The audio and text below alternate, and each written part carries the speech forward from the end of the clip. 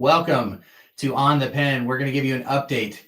We heard something from the Outsourcing Facilities Association and the FDA in that trial in Texas, and we're about to give you the update here. But before we do, hit that like, hit that bell, hit that sub so you can get notifications for everything we do here at On the Pen. So back on October 11th, Judge Pittman, who was overseeing this case between the OFA and the FDA, moved to temporarily pause the lawsuit at the FDA's request so that the FDA could reassess its earlier decision that compound tirzepatide was no longer necessary because of the commercial availability of Mounjaro and Zepbound. Here's what's happening now. Here's what the update was today, and here's what it means for patients. So on the FDA side, basically, they saw progress, but they don't have answers yet. So in its report to the court, the FDA claimed to have made substantial progress in reevaluating its decision and continues to prioritize issuing a new ruling on remand. However, no timeline or definitive conclusion has been provided as of today. And for patients and providers, the lack of clarity leaves everyone in limbo, especially as demand for GLP-1s, especially tirzepatide, continues to increase, and we have the potential shortage of semaglutide hanging in the balance. For the outsourcing facilities side, they represent compounding 503B pharmacies. They paint a starkly different picture. According to their report, the branded supply of tirzepatide remains limited, with pharmacies and distributors frequently listing products as out of stock or only available in small quantities. Survey data from this month also reveals a growing number of patients unable to access branded tirzepatide medications. Meanwhile, the OFA asserts that the compounded tirzepatide production has remained steady or even increased to meet the ongoing demand, and this reflects a critical gap in the market where branded options fail to meet medical and financial needs for many, many patients.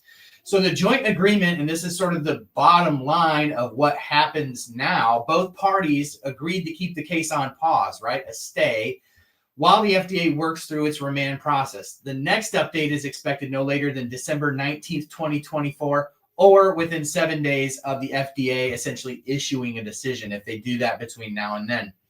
This timeline underscores the urgency of the situation because patients and providers alike are looking at this going, what are we supposed to do?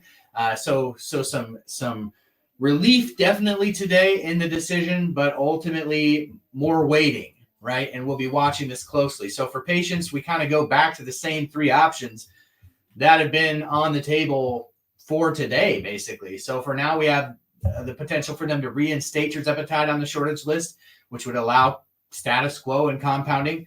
They could maintain his position that tirzepatide shortage is resolved, which would halt 503B production of compounds, or they could request more time next time they come together. And so requesting more time was what I thought would happen this time. It is what happened. I did think there was an outside shot that we were hearing rumblings that semaglutide would actually be removed from the shortage list. That would have probably reshaped the events of today, but no matter what, this is what we got. And so basically December 19th is the date to be watching unless the FDA does something between now and then. That's why it's super important that you hit that subscribe notification button. That bell helps you get notifications to your phone when we make content here. So it sounds like status quo for compounds until December 19th, or unless something comes up between now and then.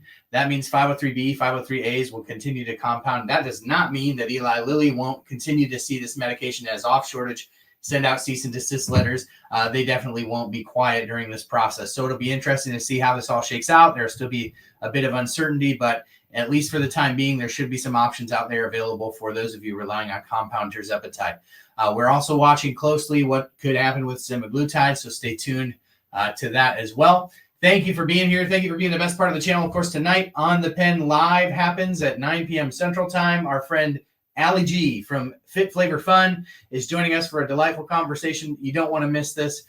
Be there at 9 p.m. Central. We can't wait to do that with you all. Until next time, have a great evening, and we will see you at 9 p.m. for On the Pen. Have a good one, everyone. We'll see you then, all right?